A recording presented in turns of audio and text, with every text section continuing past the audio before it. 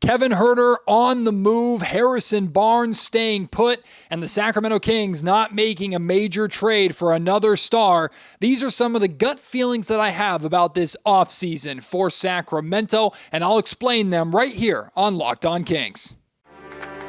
You are Locked On Kings, your daily Sacramento Kings podcast, part of the Locked On Podcast Network, your team every day. And now, ladies and gentlemen, it is that time for another episode of Locked On Kings. Hello and welcome into Locked On Kings, your podcast hub for Sacramento Kings coverage all off-season long. Today's episode is brought to you by FanDuel. Make every moment more. Right now, new customers get $150 in bonus bets guaranteed. That's $150 whether you win or you lose. Visit FanDuel.com/LockedOn to get started. My name is Matt George. I have the privilege of being your host here. I'm a Sacramento sports anchor and reporter for ABC 10 News. This episode is dedicated to whether you want to call them just gut feeling predictions on how this offseason is going to go for the Sacramento Kings, what Sacramento will and won't do. To be perfectly clear, this is pure speculation on my part. This is all based off of my personal feelings, my interpretations of press conferences and the comments of Kings general manager Monty McNair, head coach Mike Brown, some of the comments of Kings players. This is based off of conversations that I've had with people in and around the organization. None of what I'm about to say has any significant or serious reporting behind it. I'm attempting to put myself into the mind of general manager Monty McNair and the Kings front office and give my feel of how I think this offseason will go for the Sacramento Kings. I'm going to say some things that will be popular amongst Kings fans. I will say some things that won't be popular amongst Kings fans. What all of these have in common is that this is how I genuinely feel at this point in time, at the very, very, very early stages of the offseason. This is how I feel that this summer is going to go for Sacramento. Let's start with Kevin Huerter. To me, Kevin Huerter, I will be very surprised if Kevin Huerter is a member of the Sacramento Kings come training camp. Now, I won't be upset if he is. Very big difference, because Kevin Huerter is still a very good basketball player. Don't interpret this as me saying Kevin Huerter is the problem. Kevin Huerter's got to get out of here. He is what's wrong with the Sacramento Kings. Because I'm sure there are times where he's felt that way based off of how this season has gone. And he admitted after his best season of his career last year, in his first year with Sacramento, he said that this season was the worst of his career, but he's optimistic about a bounce back. If Kevin Huerter is a member of the Sacramento Kings come training camp in September and the start of the season in October, I don't have too many issues with that. I have concerns and questions about where he's playing and what his role is with the team going forward and what other moves did the Kings make around him to make sure they're just not running the team back again this year or this upcoming season. But it wouldn't be necessarily a bad thing, or I wouldn't be upset at all with Kevin Huerter still being here. That being said, as much as the Kings missed Kevin down the stretch, right? They absolutely could have used Kevin Huerter. His inconsistent shooting mixed with his overall defensive struggles, to me, just makes him a lackluster fit, especially in this starting lineup. To me, Kings head coach Mike Brown's actions speak volumes, because words-wise, Mike is very open and transparent with us, but Mike is not going to step to the podium and throw any player under the bus. One thing he's consistent with is encouraging his shooters to shoot their way through shooting slumps, which we know Kevin Huerter went through in abundance this season. Mike is not the type of person that is going to point the blame or tear anybody down. He's certainly not going to make comments like what Darvin Ham said today about the Los Angeles Lakers. Now, that's a different story. You can go look up Darvin Ham's comments, and he appears to be on the outs with the Lakers as their head coach. That being said, Mike's actions speak volumes to me. And Mike, 2 different times over the course of this season, I use air quotes there because technically the first time was during the preseason, Mike moved Kevin Huerter out of the starting lineup. both times he tried to replace Kevin with Chris Duarte, who we know ended this season not even playing at all. And I don't know what Chris Duarte's future looks like here in Sacramento, but I wouldn't be surprised if Chris Duarte is not a member of this Kings team come training camp as well. Keon Ellis stepped into that spot, right? Plus, we have to talk about the possibility of Malik Monk returning. If he returns, I'm almost certain that is going to be Malik's starting spot. I have a hard time believing that Malik would agree to re-sign in Sacramento to continue to be a sixth man, even if he's very, very, very good at that role. So whether it's Malik Monk starting at the 2 spot or Keon Ellis, both those guys, in my opinion, long-term are probably going to be ahead of Kevin Huerter in that starting spot. That leaves questions of what about Kevin Huerter off the bench? In theory, Kevin and his volume shooting off the bench could be a good thing. Look, on paper, offensively, Kevin Huerter is a fantastic fit for Sacramento. But the way the Kings ended the season on the defensive end of the floor is how the Kings want to play all season long next year. That is the identity that they want to adopt for themselves. Kevin Huerter fought and worked all season long on his defense and tried to answer every challenge that Mike Brown and that coaching staff sent his way. But the reality is sometimes physically you are limited, and I just don't think that Kevin Huerter can do the job defensively to the level of what the Sacramento Kings expect. So if Kevin's coming off your bench as a volume shooter, that's fine, except for the fact that in theory, you're going to be continuing these 3-guard lineups that Mike Brown is running out there. I still do think that Keon Ellis and Davion Mitchell are going to be a part of this Kings team come next season. So you're already undersized with your backup 1 and backup 2. Again, we're assuming that Keon is coming off the bench because Malik Monk is re-signed. And I'll talk about Malik Monk and my gut feeling with him at the end of this show. If you have Kevin Huerter as part of these 3-guard lineup rotations that you're throwing out there, and that means a lot of times he's going to be playing a small ball 3, I don't think that addresses a primary need, a massive need for this roster that they have to address this offseason, which is their lack of length and athleticism on the perimeter. Look, the Kings were torched from 3-point range defensively all season long. It's not because Sacramento is terrible defensively. It's because they're undersized.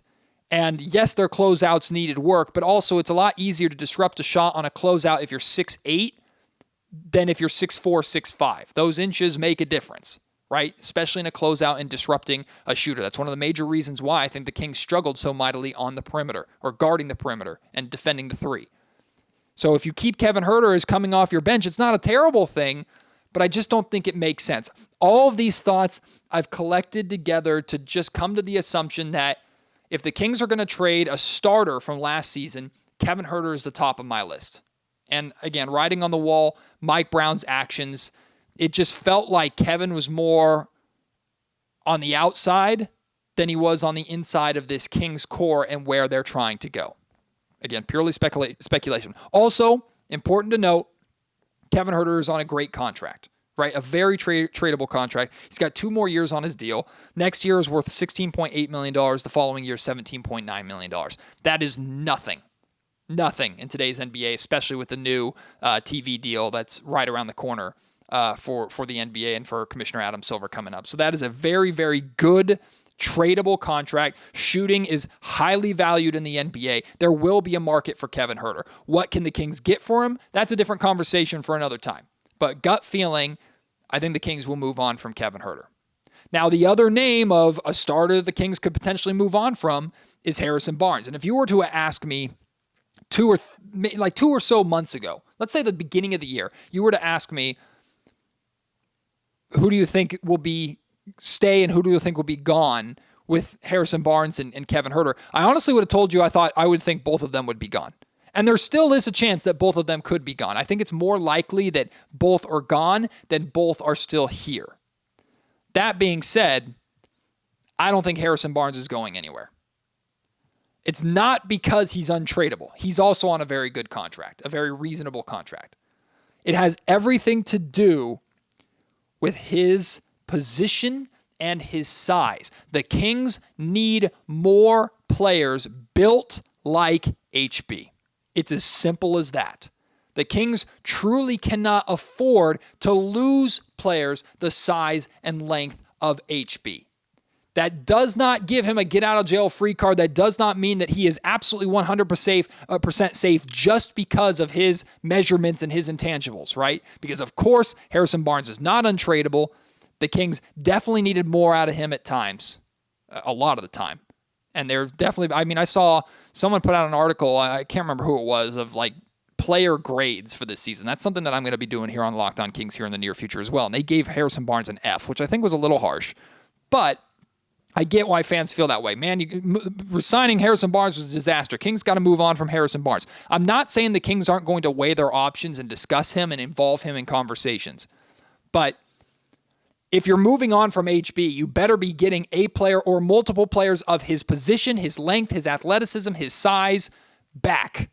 Because you already have very few players at that size and at that position who fit that mold, which is what other teams like the New Orleans Pelicans did to destroy you. It's with having an abundance of those players when Sacramento had too few.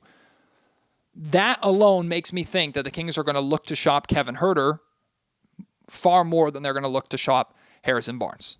Again, it's not impossible that both of them aren't traded. I also do think, if we're being honest, I do think part of Harrison Barnes' struggles this year are the fault of the Sacramento Kings. Again, I'm not trying to make an excuse for HB, because those of you who were with me throughout the season here on Locked On Kings know that there were times that I was very frustrated with Harrison and his disappearing acts.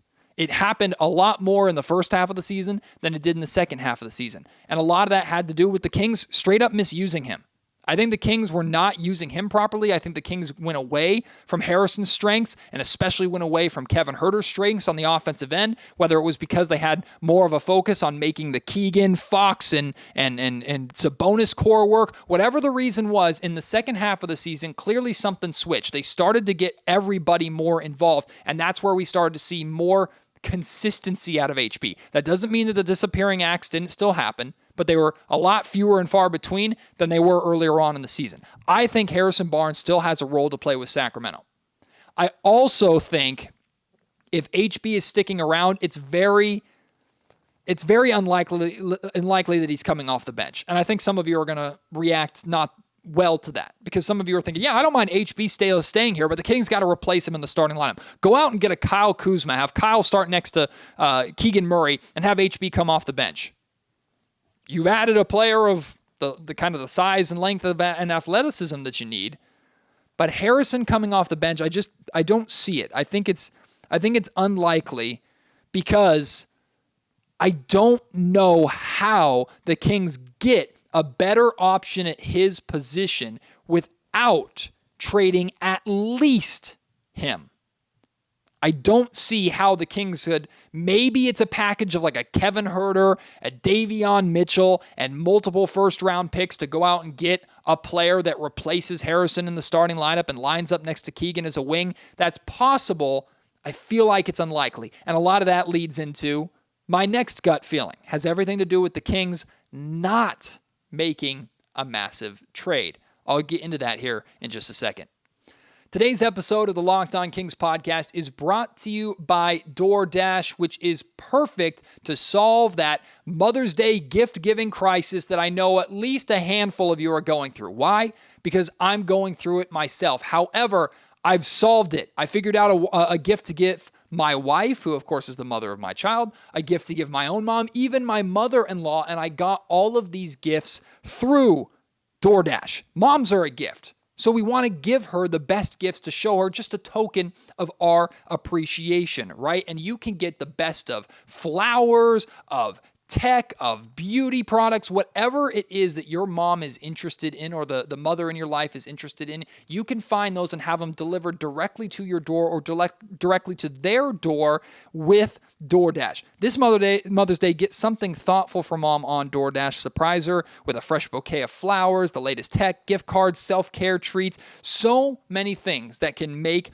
her day. Maybe your mom has a sweet tooth. Oh yeah, there's so many ways that you can have chocolate-covered strawberries or different things delivered to her, whatever that she likes. Maybe she's a tech enthusiast. Hey, go and get her the latest and greatest piece of technology delivered right to her door with so many different retailers on DoorDash. You can get thoughtful gifts that she deserves with the convenience that you need. You can do same-day delivery, so it's delivered that day or on Mother's Day or right before, or you can schedule the delivery in advance. There's so many different ways for you to get your gift to the mom in your life by using DoorDash, and it makes it as easy and convenient as possible. Order now and get everything that you need for Mother's Day on DoorDash. Use code LOCKEDONNBA to get 50% off your next order up to $15 when you spend $15 or more on your next flour, convenience, grocery, or retail order now on DoorDash. That's LOCKEDONNBA. Order now using DoorDash today. Terms apply. So I know this next gut feeling is going to get some reactions. I shared this gut feeling earlier today when I was on Sacktown Sports 1140 Radio on Stiles and Watkins, the midday show over there. And Alan Stiles, my good buddy and one of the hosts of that show, had a negative reaction to this. And I understand the reaction completely. I'm not saying I'm right. I'm not saying this is the right thing to do for the Sacramento Kings. But just based off of the circumstance, and especially based off the comments of both Monte McNair and Mike Brown at their end of season press conferences, I do not think that a major star trade is happening.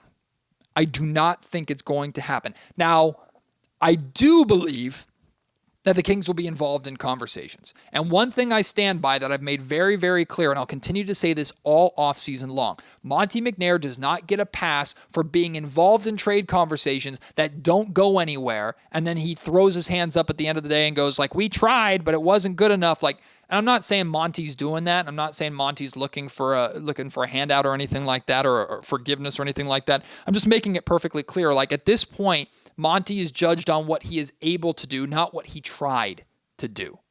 This is a results-oriented league, and I'm basing that off of Monty's own comments that he said inside the Kings practice facility last week. He said, this Kings team is built to compete and win right now.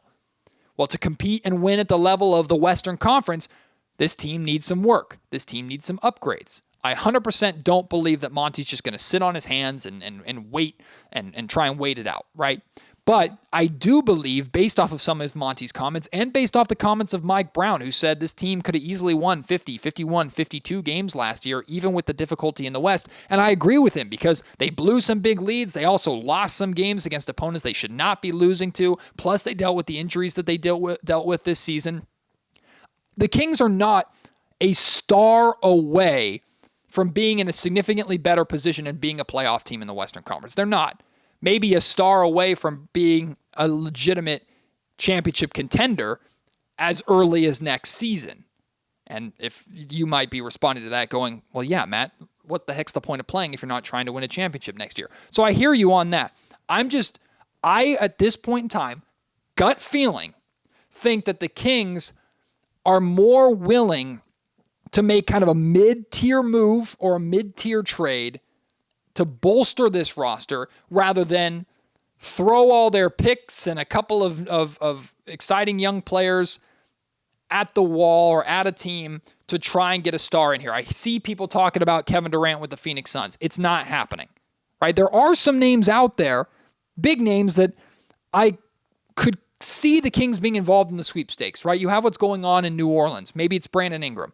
For me, it's Mikal Bridges. Like, I've always been interested in Mikal Bridges from the Brooklyn Nets, and I do believe he's someone that the Kings could at least have significant conversations about. Those are the type of players that realistically, maybe Lauri Markkanen too, Zach LaVine, these are the type of players that the Kings could make a push for, but I don't think they're going to. One, because they feel they don't need to. Two, because I don't think they have the package to actually get the trade done without including a piece like Keegan Murray that they do not want to trade away.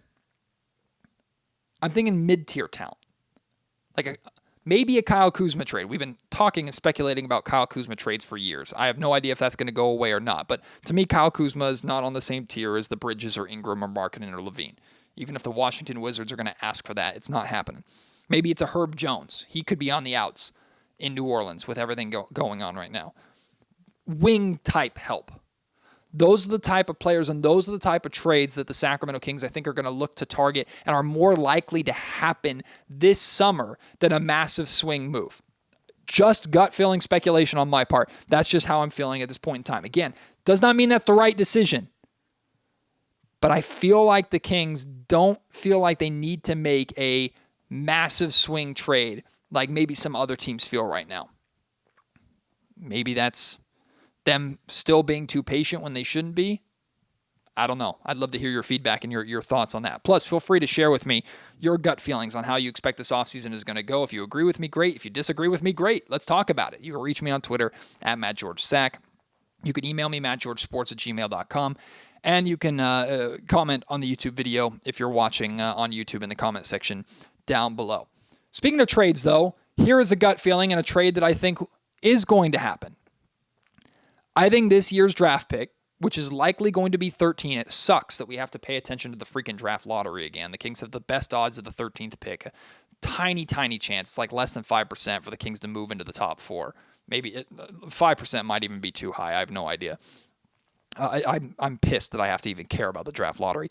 That being said, I don't think the Kings are making a selection with this pick. Or if they do, technically they're making a selection for another team. I think this pick is getting traded on draft night. It's not because I don't think that that a rookie can't help this team, because Monty has shown a really strong ability to find solid talent in the draft, and he typically tends to go more older in the draft than young players that are 19, 20 years old after 1 year in college. Like, he typically tries to go the 2 or 3 or 4 year college player who's in their early 20s coming into the league and ready to contribute right away. Maybe Monty tries to find those guys, and I think they will have, obviously, guys on their radar to select as a backup plan if they can't make the deal that they want to make on draft night. And I'll be honest with you, I know next to nothing about this draft class. I'm already not a draft expert to begin with, but I haven't even started to dive into this draft class at all. I know it's considered to be a relatively weak draft. We'll start looking at prospects and talking to experts and stuff like that a little bit down the road. Not ready to do that right now. I'm being stubborn with it because I don't want to care about the draft, dang it. I was expecting not to have to worry about the draft this year with the pick theoretically going to Atlanta. That being said, I think the primary goal for the Sacramento Kings is going to be to try and trade this pick on draft night. I have no idea what the value is going to be for the pick. They're going to be shopping it. Maybe they include it with a Harrison Barnes or Kevin Huerter to go and get a starting caliber player. Maybe they use it for a draft night blockbuster, which I think is pretty unlikely. We're always rooting for that every year, and it never happens. But I think the plan A for Sacramento is going to be to trade that pick on draft night. Plan B will be, okay, we have 1 or 2 prospects that we like in that 13 range that we think can help us, hopefully, in the short term. I don't think Mike Brown and Monty McNair want another rookie for this roster. If they have to take one, great. But I don't think they want one. This team needs veteran, win-now talent, not another rookie. Today's episode of the Locked On Kings podcast is also brought to you by FanDuel. It's playoff time in the NBA. I know, still stings. Of course, playoffs are going on in the Stanley Cup playoffs and the NHL as well. Baseball is back and in full swing. My Oakland A's actually not doing too bad. And FanDuel is your place to bet on all of the action. Right now, new customers get $150 in bonus bets guaranteed. That's $150 whether you win or you lose. It does not matter. Sign up, create an account, use our promo code LOCK, or go to FanDuel.com/locked on to sign up. When you create an account, make a bet. It could be a $1 bet, $5 bet, does not matter. Make a small bet. You win, great, you're in the green. You lose, does not matter, because here's $150 in bonus bets for you to continue betting and continue making money on FanDuel. And you can bet on anything from slap shots to home runs to slam dunks, all on an app that is safe, secure, easy to use, and you get your money quickly. Win, you win. What are you waiting for? Visit FanDuel.com/locked on. Make your first bet an automatic W. FanDuel, America's #1 sportsbook. I got 2 more gut feelings for you. The first one has to do with Kings head coach Mike Brown. Gut feeling Mike Brown's getting an extension this offseason. It doesn't have to happen. It's not the end of the world by any means if it doesn't happen. But to me, and I know I see some of you in the comments, I love you to death, but you're dead wrong. Mike Brown is not the problem. Mike Brown's job is not in jeopardy by any means. If anything, Mike Brown, in my opinion, has more than earned a contract extension. Now, he currently has 1 more guaranteed season left on his deal, which is next season. Then after that, he has a mutual team and Mike option, meaning if Mike wants to stay and the Kings want to keep him, that year comes into play. That being said, no coach in the NBA likes to coach in a lame duck year on the last year of their contract. They like to sign extensions and have things worked out before that final year. And Mike, reportedly, even though he was asked about it during his post-game press conference, post-end-of-season press conference, and he kind of dismissed it, saying, like, I'm just focused on winning right now. I know I'm coming back. I have 1 year left guaranteed on my deal. Reports are that Mike wants an extension. He deserves an extension. Monte McNair was asked about it, and Monte already said, like, those conversations will happen when the time is right, which I think is this offseason. Just extend Mike Brown. Give him another couple years on his deal, guaranteed, whatever you need to do. He is absolutely the right coach for the job. And look, consistency amongst your front office and amongst your coaching staff is incredibly, incredibly important. Remember what we've gone through, especially with the coaching carousel for basically 20 years here in Sacramento, right? No interest in going through that again. No interest at all. There were like 12 or 13 coaches in between Rick Adelman and Mike Brown. None of them made the playoffs. Mike Brown was the first one to since Rick in 2006. So he deserves it. Based off of how those 2 seasons are gone, he's helped turn this Kings team into a relevant team. I know last season was disappointing. Missing the playoffs was disappointing. And Mike had times last season where he struggled. He had issues. I also think Mike had times last season where his actions spoke volumes. He would make rotational decisions and might as well have been looking at Monte McNair in the Kings front office and putting his arms out and going, what do you want me to do with this? You see what I clearly need. Go and get me some help. That's on Monte to get that done this offseason. But gut feeling, part of the Kings' offseason moves is extending Mike Brown. I hope it happens. Sincerely hope it happens. Final gut feeling. I've talked about Malik Monk a lot, and we're going to continue to talk about Malik Monk a lot over the course of this offseason until his decision is made. So get used to it. But so many episodes recently. I mean, if you missed my episode yesterday where I spoke with Philip Rossman-Reich of the Locked On Magic podcast about the Magic's interest in Malik, go and check that out. But I saved Malik for the end here because we've talked about him a lot already. I also saved him for the end because I didn't know over the course of this podcast, I didn't know if I'd change my mind with my gut feeling because it feels like it changes every single day. It's so 50-50 in my opinion of Malik stays, Malik goes. Malik stays, Malik goes. I'm swayed by so many things. So this is definitely subject to change, but I'll tell you my feeling right now, and I will go and we will come at the end of this offseason, I'm going to come back to this episode and we'll revisit all these gut feelings and see how right or how wrong, how off I was or how close I was on any and all of these things. As of right now, as of today, very end of April, my gut feeling is a little more on the optimistic side. A little more on the optimistic side that Malik Monk will remain a Sacramento King. The reason why: security of a clear role, his obvious importance to the team, how well he is loved and appreciated here in Sacramento, not just by the team and the organization, but by the fans and the city as a whole, which Malik has talked about how much that means to him, and the familiarity with Mike Brown, this coaching staff, the Kings system, the stars, and how Sacramento wants to play and win. All of that combines into a very, very difficult thing to say no to and to walk away from, even if the money is good. Philip from the Magic made me a little more optimistic in the Kings being able to re-sign Malik because one of the things Philip said is he doesn't think that the Magic would feel comfortable paying Malik Monk more than they're eventually feeling comfortable paying Jalen Suggs. I think Malik Monk is a better player than Jalen Suggs, but Jalen has been a part of that core in Orlando, and Malik Monk has not. So I understand if the Magic feel that way. So they might not want to. The magic number that I keep saying, no pun intended, is $22 million. I think if Orlando threw $22 million on the table, a $22 million per year contract to Malik Monk, 4 years, starting role, playoff team in the East, I think Malik would be foolish to say no. That, I think, is like the point of no return. But Philip thinks that is too much. Philip thinks that the Magic would like to be closer to the 20 and maybe even slightly under 20. If I'm Malik, I know $2 million is a lot of money and no state income tax in Orlando compared to California. That's a big difference. If I'm Malik, though, a couple $1 million is not enough for me to walk away from the security and the knowledge of what I have here in Sacramento. That's the feeling. That's what I'm trying to tell myself right now to make me feel better about Malik resigning. Also, and I've seen people discuss this and bring this up, I think Grayson Allen's deal that he signed with the Phoenix Suns is a really good barometer as well. Grayson Allen signed a 4-year deal worth $70 million. To break it down, he's making $15 million the first year, $16 million the second year, $18 the third, and $19 the fourth. Now, I think Malik Monk is worth more money than Grayson Allen is, even though Grayson is a starter.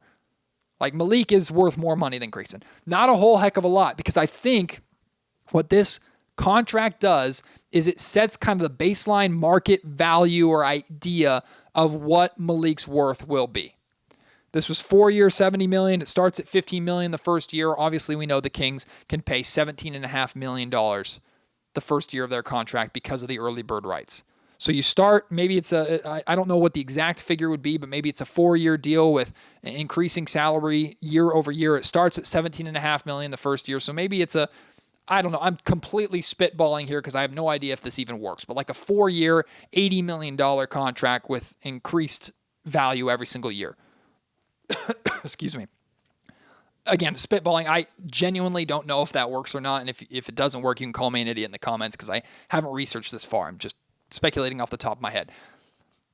This gives me an idea of the baseline contract that the Kings can offer fits, in theory, the market value of what Malik Monk is and maybe what other teams would be willing to pay him, meaning the money is not significantly greater from another team than it would be in Sacramento, which obviously helps Sacramento's case. Now, other teams could say, hey, market value be damned.